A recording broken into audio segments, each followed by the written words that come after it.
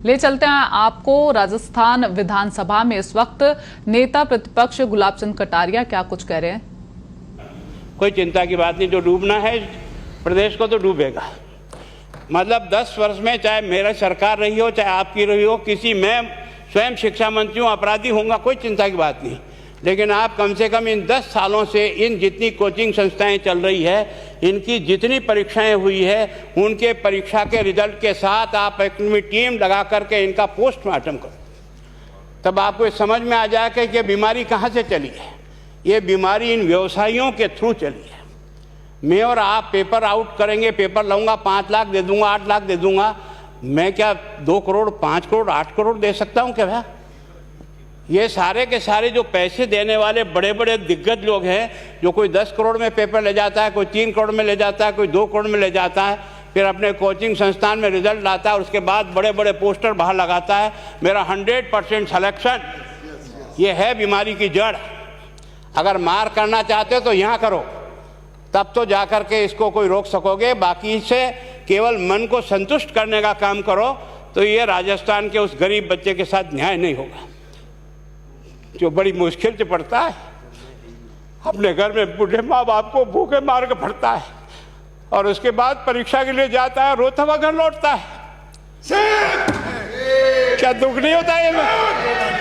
हम लोगों के मन में कोई रहम नहीं है कि आखिर उस बच्चे का क्या होगा जो अपनी बड़ी पीड़ा के साथ पढ़ रहा है। इन सारे पैसे वाले लोगों के पास में आपने सारी सरकारी नौकरियों को भेज दिया। मैं बहुत कड़वा सच बोल रहा हूँ। आज जो पिछले 8 साल में नौकरी में लगे ना, उन सब का भी पोस्टमार्टम कराओ, आपको लगेगा आधा फर्जी मामला निकलेगा। कोई है नहीं, कोई सोचने वाला है इस पर कि आखिर उसके दर्द को कौन जानेगा, है ना। जिस प्रकार से हमने परीक्षा के माध्यम से इन पैसे वाले लोगों को उतार करके सारे के सारे उन गरीबों की आशाओं के ऊपर पानी फेर दिया।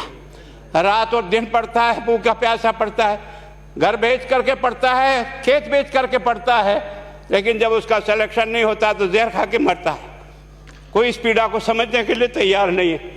और हम इस कानून को ला करके दुनिया को बताना चाह रहे हैं कि हमने इतना बड़ा कानून कर दिया, इस कानून से कुछ भी नहीं होगा। मैं आज आपको कह रहा हूँ, ये जो आपने नए प्रावधान जोड़े हैं, मैं सोचता हूँ कि मुझे कुछ बोलने की इच्छा नहीं, मुझे बहुत दुख है इस बात का। क्या होगा ये?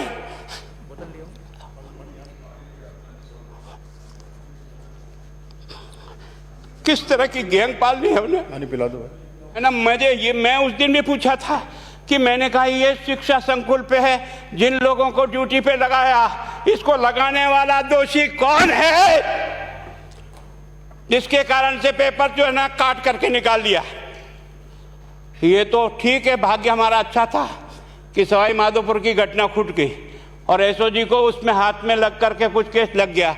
अगर वो केस नहीं लगता तो आज आपकी सारी नौकरी पर इन सब बड़े बड़े दलालों के स्कूल में पढ़ने वाले बच्चे होते और मेरा गरीब का बच्चा अपना घर लौट के जाता। क्या दुर्भाग्य है। और इस कारण से केवल इसके लिए खुश मत हो जाओ कि हमने कानून बहुत सख्त बना दिया इसलिए अपराधी रुक जाएगा। नहीं, सिस्टम को बदलना होगा, ये परीक्षा का सिस्टम चेंज करना होगा। मैं सोचता हूँ कि क्या हम इतने अक्लमंद बैठे हैं, क्या इस व्यवस्था को चेंज नहीं कर सकते? क्या एक ही पेपर हर राजस्थान में 20 लाख बच्चों को दिया जाए? क्या इसका कोई ऑल्टरनेट नहीं हो सकता?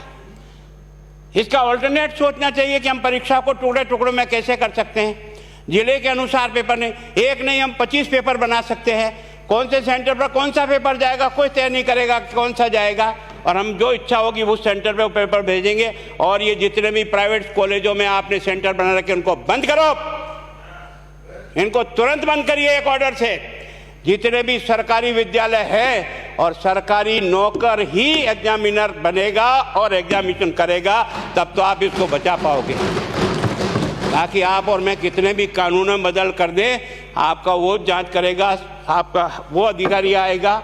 आपने कहा भाई सेशन जज के नीचे नियुक्ति नहीं होगी, इसके अलग से कोर्ट होगा, बहुत अच्छी बात है। प्रोविजन जो आपने डाले हैं वो स्वागत योग्य है, स्वागत करता हूँ, पर इन प्रोविजन को लागू तो आप और मैं ही करूँगा, कौन करेगा? जब हम ही ठीक नहीं है तो इन प्रोविजन क्या रोएंगे अंदर बैठे बैठे? जब तक हमारा दिल और दिमाग ठीक नहीं होगा ना, इस बीमारी का इलाज नहीं होगा।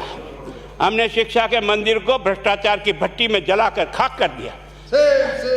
दुर्भाग्य हमारा, जहां से कोई आशा की किरण दिखती थी उस गरीब को कि चलो मैं अपनी मेहनत से आगे बढ़ जाऊंगा, लेकिन अब वो निराशा में आ गया। उसको लगा कि अब कोई रास्ता नहीं है। और इस कारण से मैं सोचता हूं कि आप जिस भावना से लाया, मैं आपकी भावना की इज्जत करता हूं, लेकिन केवल आपकी भावना इन बेईमानों को नहीं रोक सकेगी। इसको रोकने के लिए हमको सिस्टम को बदल करके और तुरंत उस पर ध्यान करना चाहिए। कानून 302 का बना हुआ है, क्या मर्डर रुक गए?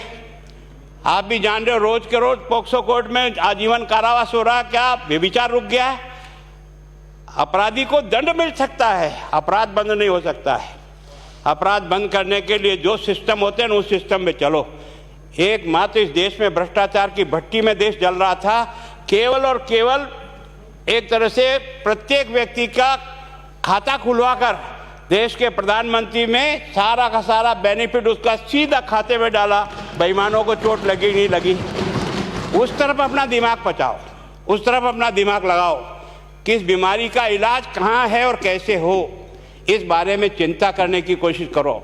मैं कई बार इधर सीकर और इधर गया तो मैं सोचता हूँ कोचिंग संस्थान की बिल्डिंग देंगे ना तो टोपी गिर जाए नीचे से। क्या चीज़ है यार, भगवान ने क्या लक्ष्मी वहीं बरसाई है? और जो बाकी संस्थाएं, उसका कारण यह है कि हमने अपनी दुकान को इतनी कमज़ोर कर दी है कि जहाँ बच्चे अच्छी तरह से शिक्षा लेकर के हम जैसे गरीब पढ़ करके यहाँ आ गए, अब वो रास्ते नहीं हैं। और इस कारण से मेरी बहुत विनम्र प्रार्थना है, इस बीमारी का इलाज चाहिए बच्चे को, कानून से नहीं होगा, कानून के अलावा होगा, और उसमें आप करें। धन्यवाद। Thank you. माननीय मंत्री महोदय।